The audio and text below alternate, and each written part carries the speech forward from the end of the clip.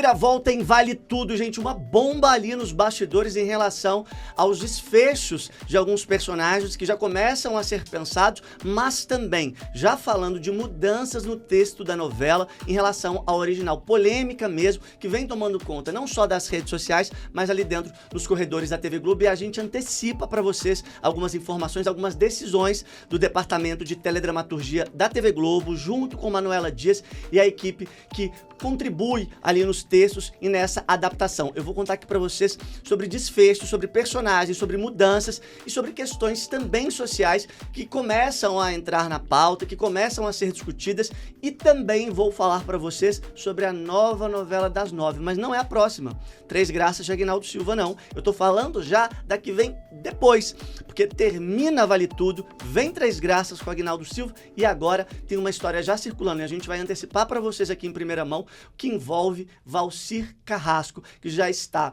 escolhido, já está batido o martelo, que é ele que vai ficar realmente responsável pela trama da novela das 9, justamente diante de um momento de conflito polêmico, de decisões muitas vezes arriscadas que foram tomadas ali dentro. E eu vou contar aqui em primeira mão o que está acontecendo nos bastidores envolvendo Valcir Carrasco e a nova novela das 9. Agora aqui no nosso painel, isto é, gente, é muito bom ter você aqui com a gente. Aproveita para te convidar para estar com a gente toda semana, mas também já dá o seu like que é muito importante pra gente. Se inscreva aqui no canal de Isto É, que a gente sempre tá juntinho trazendo as notícias e as informações do que acontece no mundo dos famosos. E hoje a gente tem a alegria de receber ela, que é uma psicóloga que faz um trabalho maravilhoso, está sempre presente nas redes sociais. Eu já conheço há uma longa data, mas que é a primeira vez que a gente recebe aqui no nosso painel Isto É, gente, a doutora Rosângela Sampaio. Tudo bem, doutora? Tudo jóia, Matheus. Prazer estar aqui com você, né? Mais aí um programa juntos, é sempre um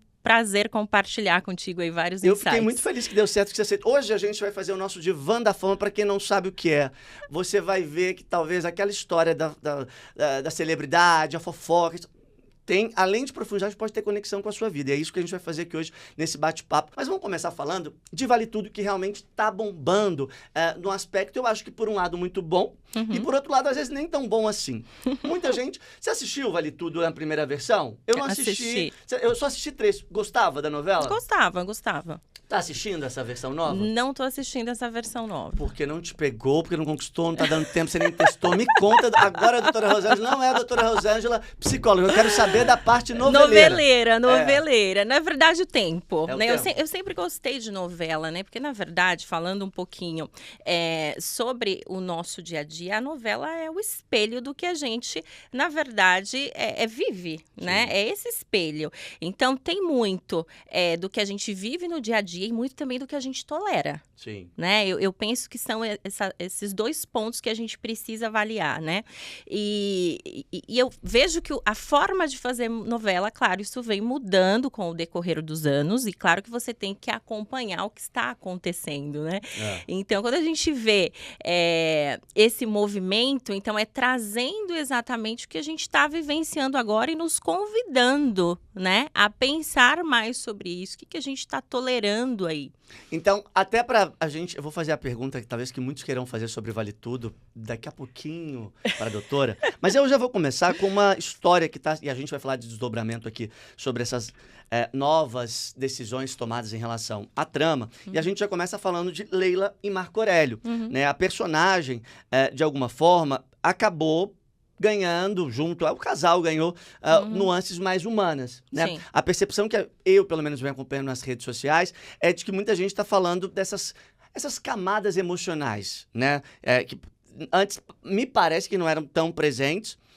E aí, eu vou até levantar uma questão aqui já sobre a personagem da Leila, da Carolina Dickmann, por conta de uma história de bastidor. Mas antes, o que a gente pode entender que é necessário diante de uma mudança de roteiro como acontece agora? Por quê? Me parece, a minha sensação, isso não é apuração, é sensação, de que Manuela Dias, eu acho que é natural todo autor, né, vai olhando para a rede social e vendo Claro. a recepção do público. Exato. Leila e Marco Aurélio roubaram a cena em Vale Tudo e a autora Manuela Dias começou a dar mais protagonismo. Está explorando mais camadas emocionais, outras nuances que lá no original não tinha. O que a gente está vendo agora é que ela, inclusive, vai participar de um esquema de lavagem de dinheiro. Ela entra para o crime de fato, na verdade, se compactuando ali em um esquema junto com o Marco Aurélio. Então, é uma parceria no amor, no crime. Eu acho que na vida real a gente sabe, pelo noticiário, que isso já aconteceu algumas vezes, mas, na minha opinião, doutora, o que eu queria entender é qual é a complexidade e a necessidade, como, de fato, as pessoas que estão do outro lado da tela podem absorver essa informação, considerando que, muitas vezes, o amor não tem que ser bandido. Exatamente. E o quanto a gente acaba entendendo e romantizando aquilo, né? Exato. De que eu preciso, né, de um amor bandido, eu preciso me colocar nessa situação. Eu idealizo esse relacionamento, né? Eu quero algo assim pra minha vida. Tem gente que se atrai por essa adrenalina. Com certeza, com certeza. E posso te afirmar no consultório, assim, são diversos, né, casos realmente de pessoas que se conectam com aquela história, seja da novela, do filme, enfim, que ela tá vivenciando, e ela idealiza aquilo, né? Eu quero vivenciar isso. Isso, pra mim, é o que é válido, sabe? Se não for algo assim, não me interessa. E aí é onde entra essa, eu penso que é dividir, sabe? Entre o que é a vida real e o que você tá vendo ali nas telinhas. E que, claro, tem todo esse trabalho que a gente precisa do quê? De audiência, a gente sabe, né? Que são números, é a audiência e tudo mais. Então, o quanto isso, de fato, eu consigo trazer para a vida real e o quanto isso é saudável.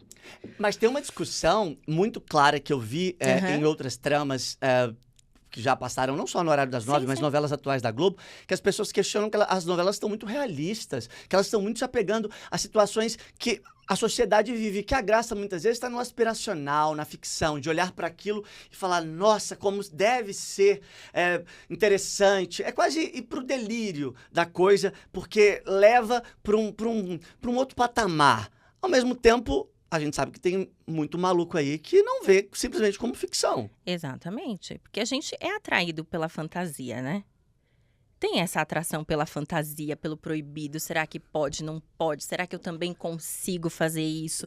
Como seria a minha vida, né, se eu vivenciasse tudo isso? Então, eu penso que traz um movimento aí muito significativo, sabe?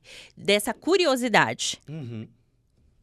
Agora, eu vou não sei se no consultório alguém já teve coragem de falar isso aqui.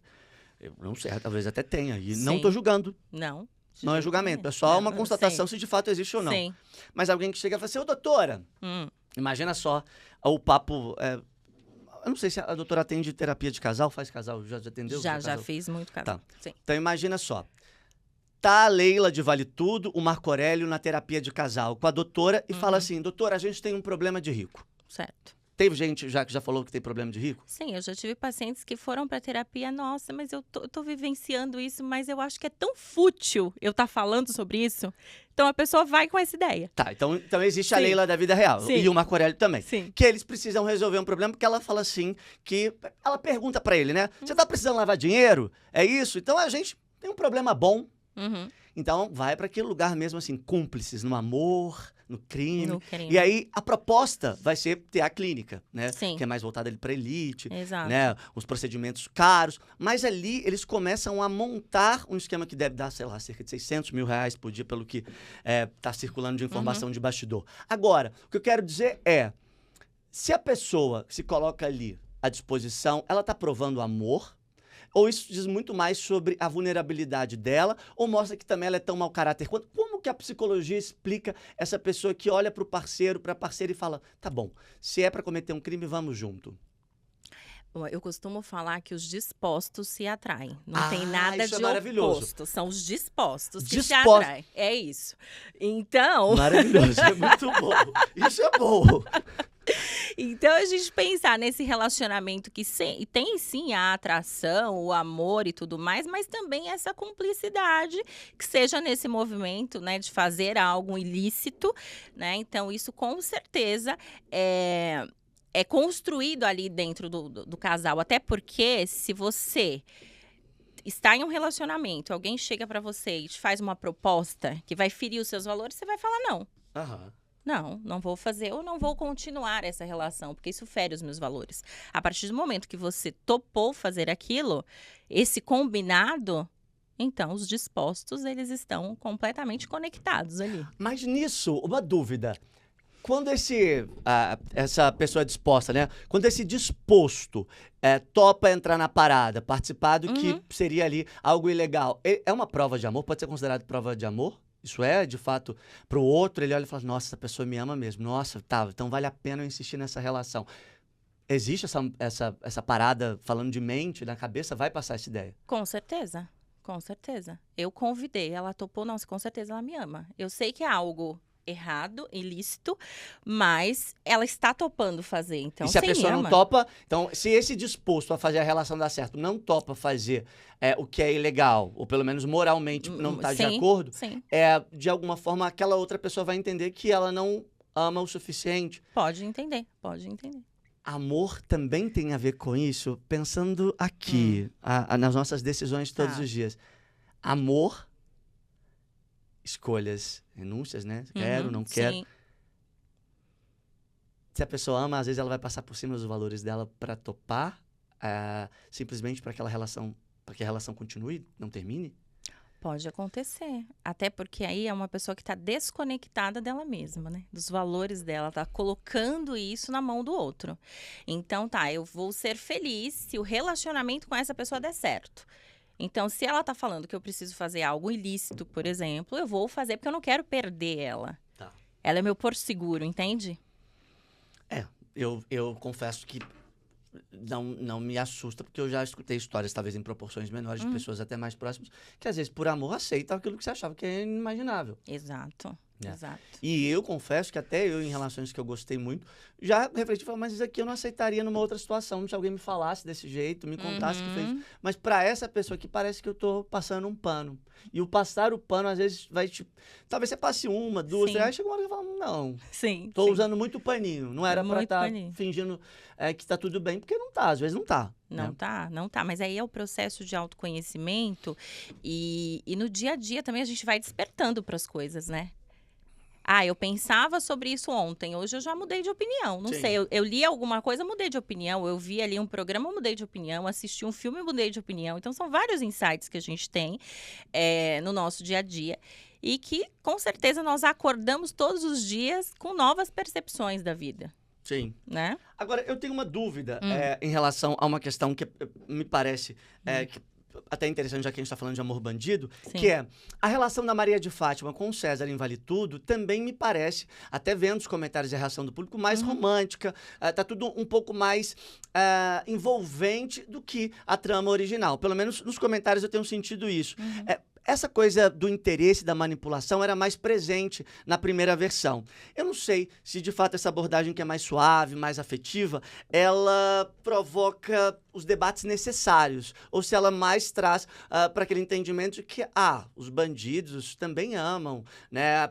Aliás, a grande provocação de Vale Tudo é trazer a gente, pelo menos eu entendo assim, para aquela provocação, mas de fato vale tudo mesmo? Essa pessoa que está aí do seu lado, ela te demonstra sinais de que ela tem interesses. Vamos pegar ali a Maria de Fátima, que não respeita a própria trajetória, rompe valores.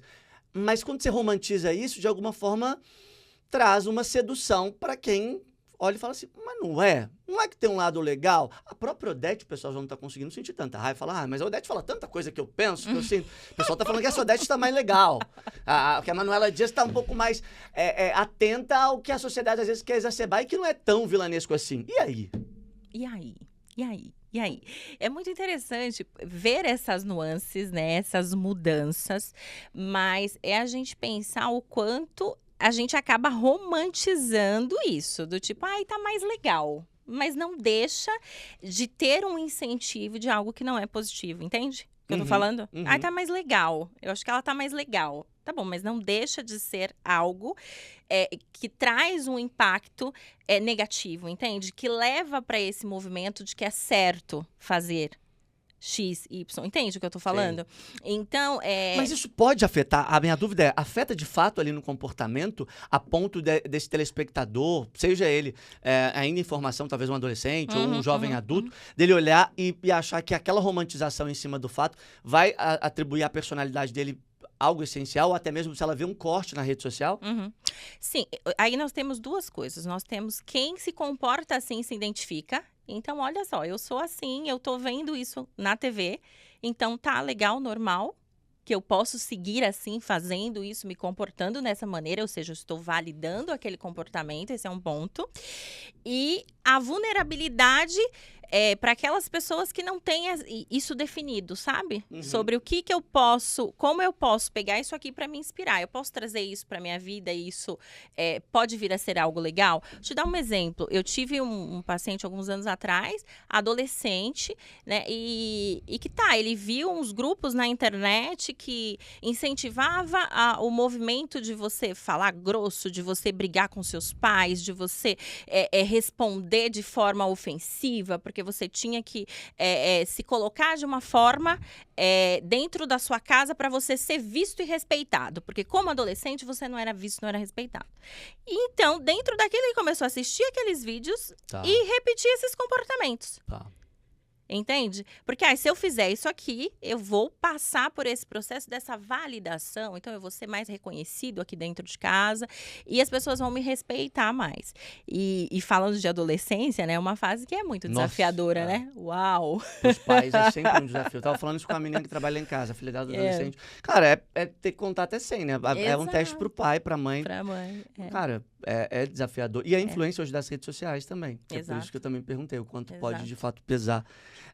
Mas eu tenho uma dúvida, e eu tô até pesquisando aqui para eu falar certinho, que é assim, é um pensamento que eu acho que na filosofia, por exemplo, né, a gente tem algumas explicações que, se não me engano, por exemplo, uma passagem de Sócrates disse uma vez sobre essa atitude de despertar, gerar no outro algo que seja de fato muito positivo, muito bom, como incentivo com base naquilo que você desperta no outro. Então, assim, eu vou provocar, como que eu desperto em você?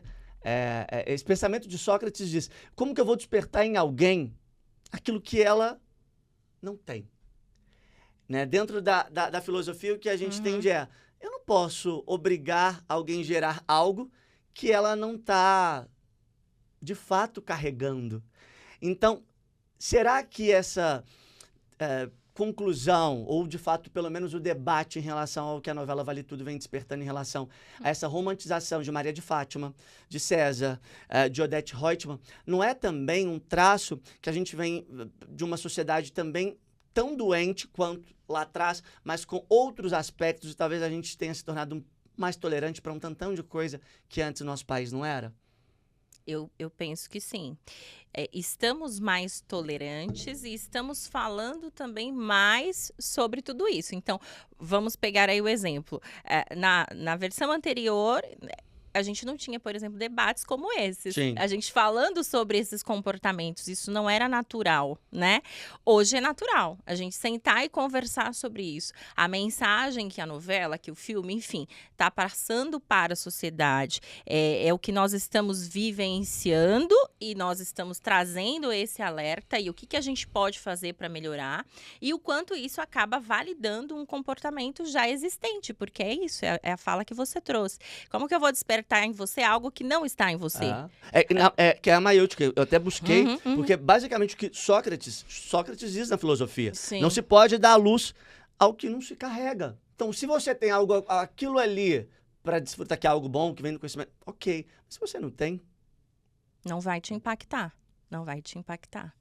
Mas aí muitas vezes vem essa vergonha, né? Eu penso assim, eu gostaria de falar tal coisa, me comportar de tal maneira, mas socialmente isso é errado. Então eu tenho vergonha, eu guardo isso pra mim. A partir do momento que isso vem a público, opa, então não tá tão errado assim. Eu posso fazer isso. É permitido, né? E eu acho que a novela levanta bem esse debate. Tem uma história aí que eu acho que a gente também pode entrar, que são nas adaptações do que a gente também tem visto em relação a Celina e a Odete, né? Olha, como também esse debate eu vi isso no fim de semana, né?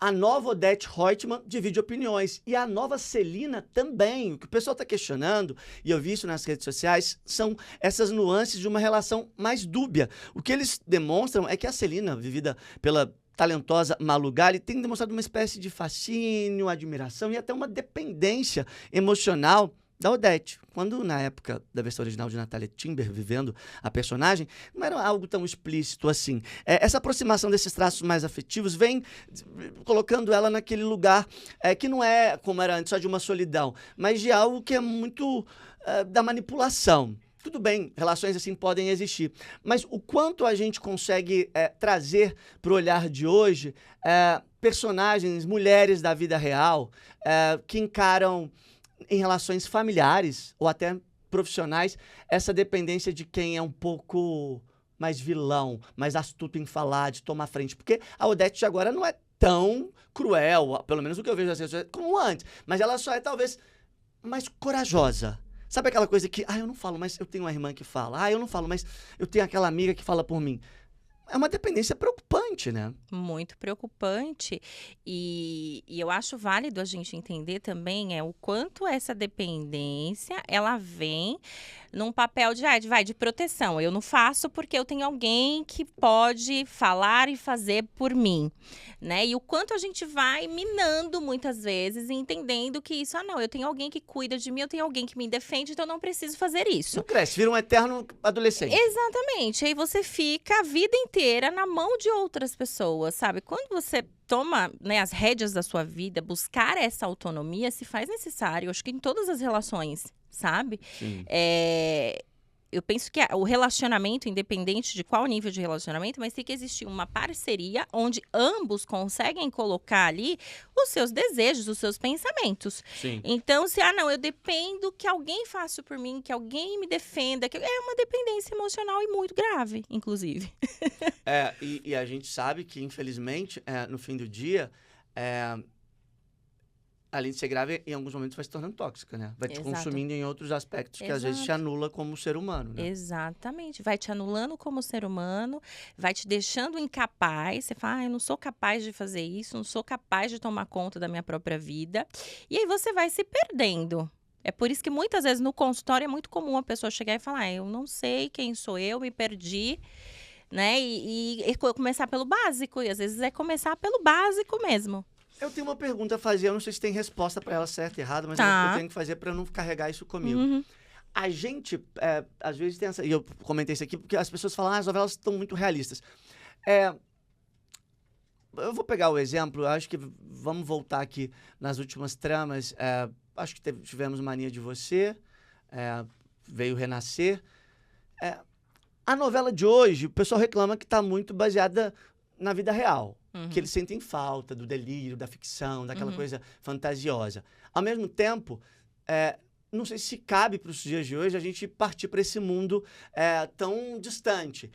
Tem o certo e errado nesse mundo da fantasia aí, ou das opiniões dos telespectadores, as pessoas que são apaixonadas por novela em relação assim, não, olha, vamos lá, é melhor a novela da vida real, hoje em dia a gente já tem problema demais, vamos discutir o que é de fato o que a gente vive, ou não, é melhor a gente partir para aquela história de, nada como sentar ali no final do dia e dar aquela viajada, ir para aquele mundo, sabe, em que nada lembra o que eu passei lá no meu trabalho, no caminho para chegar em casa, que eu tô vivendo com a minha família. Tem uma explicação lógica para esse lugar de onde é que o telespectador se encanta e cria fascínio pela trama, ou não tem?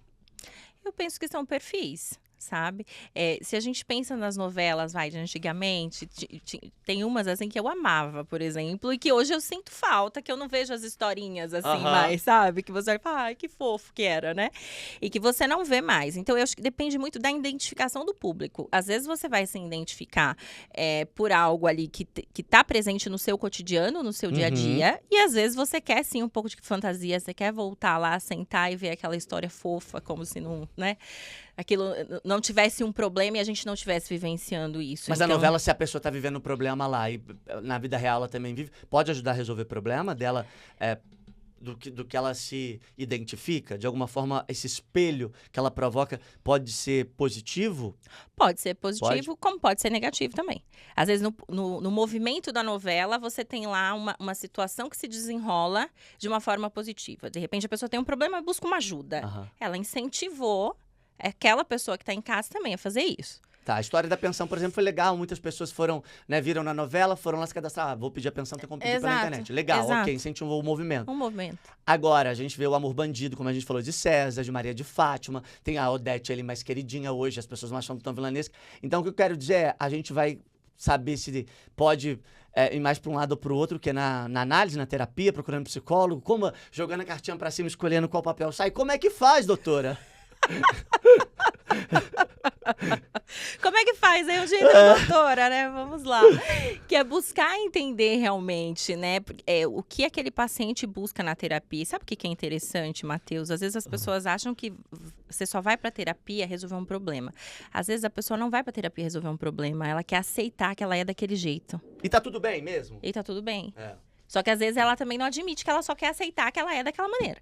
Ah, tá. Então tem isso também. Porque ela sabe que então aquela coisa não é tão boa assim. Então Exato. Ela pode dar uma melhoradinha. Exato. Mas muitas vezes a pessoa não quer. Tem muito disso. Mas a pessoa vai pra terapia pra quê? Pra falar sobre isso, porque ela não aceita. Não aceita o quê? Que Ela as não pessoas não ace- entendam? Exato. Então ela... Tá, entendi. Ela acha que o mundo tá errado, não é ela? Exatamente. Real. Real, Não, mas muito real. ela faz 1, 2, 3, 10 sessões. Ela continua achando ainda que o mundo tá errado? Não, eu tenho pessoas que tá há anos continua Gente, mas achando. não. Calma, isso daí pra mim é novo. Eu achei que as pessoas entravam, sempre sentavam ali, dedicavam um tempo pra... vamos abrir a mente, né? Vamos... Não. Não, muitas vezes ela só precisa aceitar isso. E o tempo, né? Mas qual que é a função, então, dela tá tanto tempo gastando tempo, pelo menos uma vez por semana, de sentar ali? Se ela... Eu não tô entendendo. É só pra ela esvaziar, só pra ela... Exato, e o processo de sentir, elaborar e transformar é muito diferente para cada um, né? Então, às vezes, você vai numa sessão, você tem uma conversa com a terapeuta e você sai dali com, né, uma luz para sua vida. Pronto, resolvi o que eu queria. E às vezes não. Não, tudo bem. Tem Né? sessões Então, que, por assim- exemplo, eu não saio com a solução. Talvez vai levar um tempo. Mas eu sei que tá num processo de eu não ficar lutando contra o mundo e mais olhar Sim, pra mim. Porque o que importa no fim do dia é como eu reajo, o que eu Exato, aprendo. exato. Mas se a exato. pessoa não tem essa... Gente... Tem. Gente, Tem. desculpa se você tá assistindo e você é essa pessoa que eu vou falar agora. Mas tem gente, e obviamente a gente sabe que o nosso país, infelizmente, não oferece condições ainda, infelizmente, pelo sistema público de saúde, que é bom, funciona para muita coisa, mas a gente sabe que a oferta de terapia, de demanda para ter atendimento ainda é muito aquém do que precisava. Mas tem gente que tem condições e fala que não precisa, que não quer, que terapia não resolve. E que eu fico assim, meu Deus, não é possível. Que essa pessoa tá falando isso. É isso, é isso. E eu Quem já mais falei- precisa fala que não precisa, né? Eu tenho essa teoria. Quem mais precisa é que fala que não precisa. E eu coloquei, inclusive, assim, uma questão. Esses dias eu tava fazendo uma listinha. Eu falei, cara, pra eu me relacionar hoje com alguém, a pessoa tem que fazer análise, tem que fazer terapia. Senão eu vou ter que carregar o problema junto. E se Isso, a tem que pessoa não ser se analisa. pergunta logo ali. Tem que ter. Tem que ter. Se você não faz e tem condições, faça logo. Você vai Faça resolver logo. muitos. Eu Faça resolvi logo. muitos. Ando resolvendo, viu, gente? Eu quero fazer terapia. E, ó, doutora, já vou aproveitar e fazer. Não acho que não acredito nessa história de ter alta da terapia, da análise. Eu acho que não tem como. Todo dia tem um problema diferente. Quando a pessoa fala, ganhei alta, eu falo, você dá alta, real? Me conta o que precisa pra pessoa ganhar alta. Eu acho que o psicólogo cansou da pessoa. Ele falou, não, vai lá, meu filho, vai. Não, me conta, vai. Fofoca aqui entre a gente, porque não tem lógica. Eu concordo com você. Eu não tenho esse hábito da alta, tá? Gente. Não tenho. No começo da carreira, né, eu pensava muito assim, eu quero que o paciente, ele venha pro processo terapêutico dele, e quanto mais rápido ele for embora, melhor. Porque ele vai me indicar para outras pessoas, Sim. e essa era a minha ideia, né? E bem no começo, uma paciente foi com uma determinada demanda, enfim, nós resolvemos lá em X sessão. E aí ela falou para mim, então, eu resolvi, mas eu não quero parar. Ela olhou para mim e falou, não quero parar. Porque eu entendo que aqui eu vou munindo a minha caixinha de ferramentas. Então, enquanto você me quiser, eu quero continuar aqui com você. E ela passou mais quanto tempo, doutora? Ela tá comigo. Até hoje? Até hoje. E tá maravilhosa? Maravilhosa. Evoluiu. Incrível. Isso, gente, tá vendo? Então, e aí com isso eu mudei também essa minha percepção, sabe? Graças a Deus. É isso. E Então ela, não tá tem vendo? alta, gente. Não tem Esquece alta. esse negócio Eu de também, alta. Não tem alta. Eu, quando começava a fazer terapia, eu sonhava. Falava, um dia eu recebi, eu achava que era assim, o ápice. Não, no dia que eu recebi o alta, eu vou falar, não, você não tá querendo mais. Meu terapeuta é maravilhoso. Nossa, é muito bom, real. Deixa eu falar uma coisa. Vamos falar agora de novela nova que tá chegando aí. Eu falei que ia contar aqui pra vocês. E tem uma coisa muito legal. Depois eu vou tentar até entender com a doutora essa psicologia, se tem como a gente avaliar isso. Mas olha só essa história que eu vou contar pra vocês com exclusividade que me contaram, que envolve Valcir Carrasco, tá? Olha só.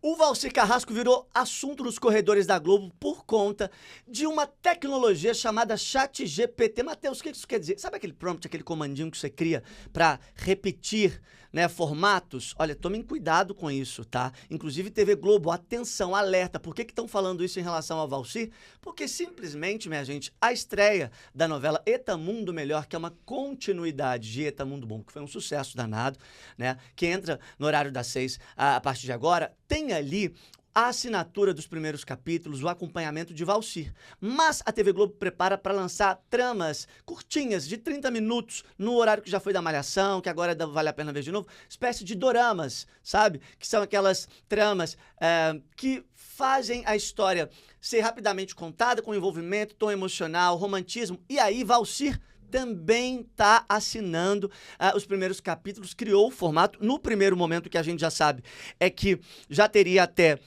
o título de Vidas Paralelas, mas aí, mas tem a ver com a tecnologia. O que o pessoal está dizendo é que a TV Globo olhou para o sucesso do Valcir, porque é um sucesso na sessão especial, aquele horário no começo da tarde, reprise. As novelas que o Valcir escreveu nos últimos anos, todas tiveram bons índices de audiência, boa aceitação, e aí estão replicando o modelo. E há um receio de que isso também possa cansar o público, porque o texto, o revezamento de autores, é algo que traz aquela sensação de exclusividade, a magia. Mas em tempos de crise na teledramaturgia, eu concordo que a estratégia da TV Globo acaba sendo interessante. Acontece que vem aí uma nova novela das 9, que vai substituir Três Graças. Mas quem é Três Graças? Três Graças é a novela que vai substituir Vale Tudo, que ainda está no ar. E essa nova novela, que deve ficar ali para o final de 2026, pelo menos para o segundo semestre de 2026, é do Valcir. E aí essa, obviamente, ele mesmo que quer escrever do começo até o fim. Mas até lá, outras 2 novelas, pelo menos, levam esse DNA do Valcir. Ou seja, virou mesmo um prompt, um comando, um comando ChatGPT e de altíssimo valor, porque dizem que ele hoje é a figura na teledramaturgia da TV Globo mais apreciada, mais valorizada. Claro, obviamente são muitos anos de carreira. E também eu tenho que dizer que é realmente um autor que está sempre muito atento ao que o público quer ver numa trama. Às vezes ele vai muito pro lado da fantasia, às vezes ele traz muito do realismo, mas com uma sensibilidade que é característica do autor. Eu, particularmente, sou um grande admirador de Valcir Carrasco, mas TV Globo vai com calma, porque senão a gente realmente, se perder a mão, se errar na dose, o público pode acabar criando ali uma rejeição, achar tudo muito parecido. Apesar que eu acho que ele tem criatividade o suficiente para não cair nessa. Quero saber qual a opinião de vocês. Deixe aí nos comentários. Essa copia e cola, deu certo aqui, é meio perigoso, né? Perigoso, muito perigoso. E assim, eu penso que a inteligência artificial veio com certeza para somar, mas tem coisas que são insubstituíveis. A gente não pode, sombra de dúvida. A gente não pode, né? Então, nesse caso, eu penso que quando a gente fala das emoções humanas, entende? Sei lá, os traumas que a gente vivenciou, porque eu acho que a história em si que vem, né, de uma novela, um filme, enfim, traz muito da vivência ali, né? Do que você sentiu e tudo mais. E isso eu não vejo, né, pelo menos na atualidade, que a inteligência artificial vai substituir. E nenhuma outra pessoa. Você concorda que às vezes o texto que você começou, obviamente eles estão escolhendo profissionais competentes, mas aquela emoção que você pensou quando você construiu o personagem, dificilmente a vivência do outro vai ser capaz de replicar na mesma proporção. Exato. Então tem que tomar cuidado com isso. Pra não perder a mão, de fato. Enfim, né? Mas a gente vai acompanhando, porque sendo Valcir, a gente dá esse desconto, mas a gente tá observando, hein? Depois vai falar que eu tô pegando o pé. Agora, uma dúvida, doutora. Dúvida importante. Tá. Eu achei interessante. Depois desse baque da Tati Machado com a Alexa, a Tati Machado e a Alexa sofreram a perda das suas gestações e viajaram juntas. Tem uma força, ao que me parece, aí nessa história. Você, como psicóloga, vai conseguir me explicar melhor se de fato há. Mas tem pessoas que às vezes optam pela solidão, por ficar sozinho. Não quero falar sobre o assunto, quero me afastar. Né? A gente tem outras tantas mulheres que, infelizmente, passarão isso ao longo da vida. Outras celebridades, como Sabrina Sato, Sheila Carvalho, Mariana Rios, passaram também por perdas de gestações. Às vezes, a grande parte tem uma comoção pública, porque são pessoas que acabaram tendo isso de forma exposta e não puderam nem se silenciar. De fato, há uma força, um poder quando elas viajam juntas ali para a Amazônia, para ter essa conexão com a natureza. Quando uma dá a mão para a outra, isso te torna mais leve ou não necessariamente? Como você, como mulher e psicóloga, entende esse movimento? Eu entendo que existe a individualidade de cada um, né? Nesse caso das duas, pra gente fica claro que existe essa conexão, que elas estão no mesmo momento e que elas estão se apoiando. Tanto que decidiram fazer a viagem juntas e tudo mais. Então, são duas pessoas ali conectadas, que uma entende a outra, o momento da outra, e estão se apoiando. Assim como vai ter também o perfil da pessoa que prefere ficar quieta. Eu vou ficar quietinha aqui no meu casulo, vou me recolher e depois eu volto. Então, eu penso que o mais importante em todo o processo é você entender o que é importante para você. Se é você se conectar com a sua amiga que passou pelo mesmo que você está passando, se é você buscar ajuda profissional, se é você ficar quietinha na sua casa e você respirar. Então, isso o processo de autoconhecimento traz pra gente, sabe? Claro que como pessoas, né, famosas, que estão na mídia o tempo inteiro e tudo mais, estão falando sobre isso, então, claro, isso mostra pra gente a força e a conexão das duas em passar por esse processo aí juntas e compartilhando as suas dores, né? Nesse momento. E quem não quiser e quiser passar calado... Tá tudo bem. É o perfil de cada um, não sabe? Dá pra julgar. Não dá. O que não cabe nesse caso é apontamento, né, gente? Exato. Não tem certo e errado, exato. Sensibilidade. Exatamente. E oração para quem conseguiu orar, torcer, apoiar, ligar, mandar uma mensagem. Exato. E não falar besteira, né? Porque tem gente que fala besteira, na né? internet, ultimamente... Ultimamente é uma coisa de louco, né? Então, vamos lá. Eu preciso falar da Juliette no Saia Justa, né? E tem a Eliana, que tá com esses planos, projetos para o ano que vem. A Folha de São Paulo contou o que vai acontecer, que é dar um projeto para ela. A TV Globo vai abrir esse espaço para ela até o final do ano. Todo mundo tá ali nessa angústia. Eliana, será que ela fez uma boa negociação? Me falaram no fim de semana que ela tá tranquila, que tá tudo bem, que a Eliana já está ciente de que teria um processo para ela conquistar mais espaço. E eu já contei aqui em primeira mão que quando Ana Maria Braga decidir sair, quiser parar, a ideia é que seja a Eliana. Eu contei que o processo já faz tempo, mas fica a Ana até onde ela quiser. O ponto que eu quero trazer aqui em relação a Juliette é que dessa nova formação a Juliette me surpreendeu. Tô gostando, achei que encaixou, formou. A Juliette, ela é, desde a época do BBB, pra quem gosta ou não gosta, palestrinha. Ela é aquela pessoa que fala, sim, argumenta, traz a vivência. Pro bem ou pro mal, se você gosta ou não gosta, pro Saia Justa eu acho que encaixou. E eu acho que fazia tempo. E dessa nova formação, gosto da Bela Gil, mas também não acho... Eu gostei mais lá do começo, que era um fator novo. Acho que já caiu num lugar que talvez, por já estar mais temporadas, não tem tanta surpresa. Érica Januza é boa, mas ainda, pra mim, não desponta. Tem potencial pra evolução. A Juliette, pra mim, caiu como uma luva ali e tá trocando bem com a Eliane e com as meninas. Tô gostando. Então, é pra elogiar, pra falar que bom que ela tá tendo coragem, audácia, tá tocando em temas sensíveis. A internet confunde um tantão de coisa de uma forma bizarra e absurda, mas eu gostei. Na minha opinião, deu match. Você gostou, doutora? Gostei. Funcionou. E ela é muito popular, assim, né? Então, eu penso que ela traz de uma forma que o público realmente entende e se conecta com ela, né? E a Eliana vem de uma história maravilhosa, né? Na televisão, enfim. A Eliana passou por vários programas, né? Desde o infantil até agora. Então, assim, ela tem uma história maravilhosa e uma conexão com o público também muito grande, né? Eu acho que o melhor produto pra Eliana tá longe de ser o Saia Justa, tá, Sim. gente? Eu acho que ela merece o programa de auditório, etc. Mas eu tenho gostado mais agora do que lá no começo. Então, eu acho que ela tá se encaixando bem. É bom conhecer esse outro lado dela. Mas que não pare aí. A gente quer mais de Eliana pra frente. Ela merece. E que eu acredito que se Juliette continuar assim, terá vida longa dentro, não só do programa, como ali dentro do GNT. Gostei. Tá? Quando não vai bem eu falo, mas realmente ela fala bastante, mas enriqueceu o formato. Gostei. Deixa eu falar de uma outra coisa que eu preciso dar o tom aqui para vocês, que é uma história. Deixa eu até pegar para eu dar o crédito para a fonte que deu essa informação, para a gente ser justo aqui. Aqui é uma parte um pouco mais fofoquinha, mas se quiser opinar, fica à vontade. Que é o seguinte: Rodrigo Faro no Big Brother Brasil. Será que, de fato, ele vai assinar com a Globo? De acordo com a página Bastidores da Mídia, é o nome dele, que estaria ali na mesa e cotado para entrar no lugar de Tadeu Schmidt. A TV Globo, nas últimas informações publicadas e divulgadas para a imprensa, confirma a permanência de Tadeu Schmidt para 2026. Agora, para 2027, que é até onde eu sei, onde ainda tem vínculo, ainda tem contrato em vigor, poderia ser uma tentativa de mudar e testar o Faro. Ah, Matheus, mas pode surpreender e de repente o Tadeu sair? Pode. Mas as conversas com o mercado publicitário ainda dão conta que é o Tadeu. O que você acha dessa história? Eu gosto do Tadeu, já falei algumas vezes.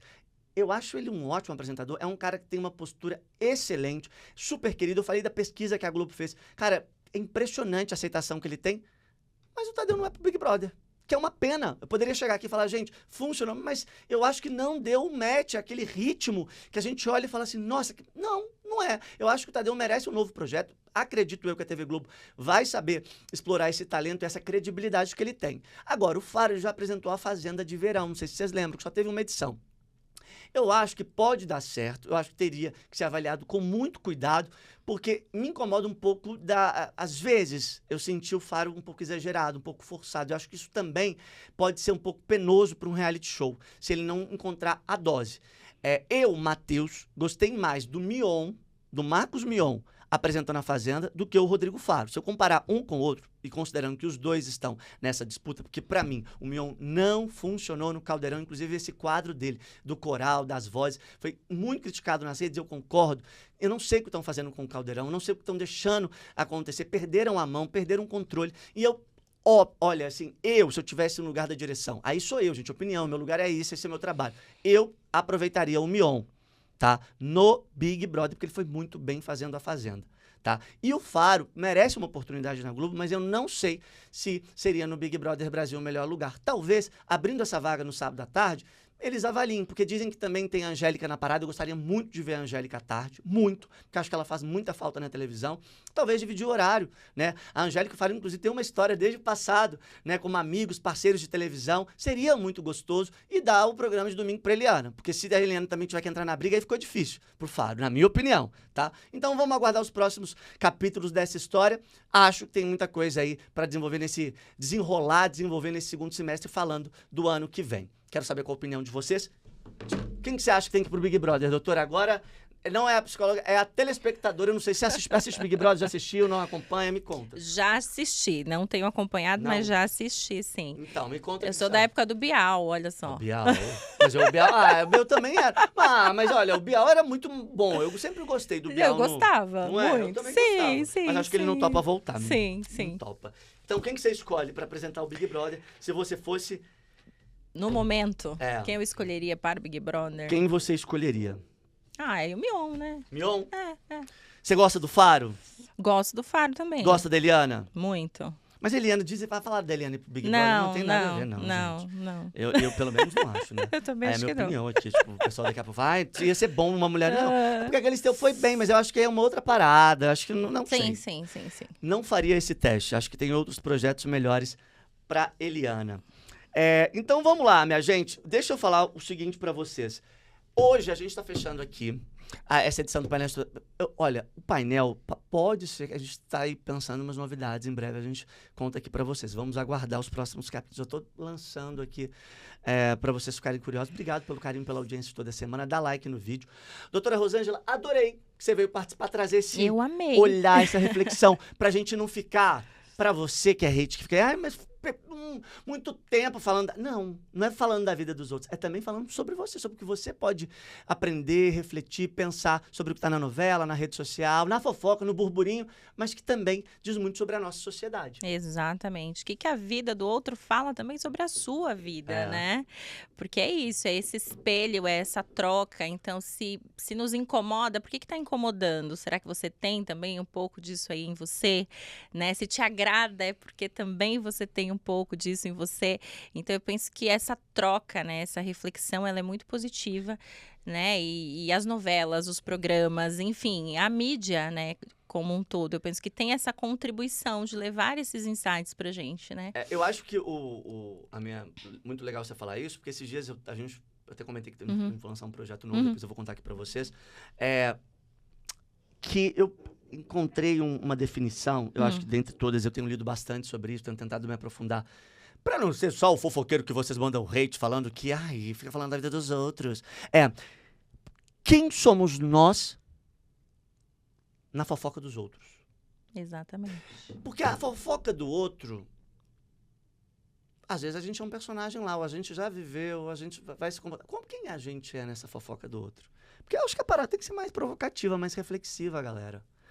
Senão a gente realmente vai ficando ignorante. Exato, exatamente. Então, falar sobre isso, discutir sobre isso, né?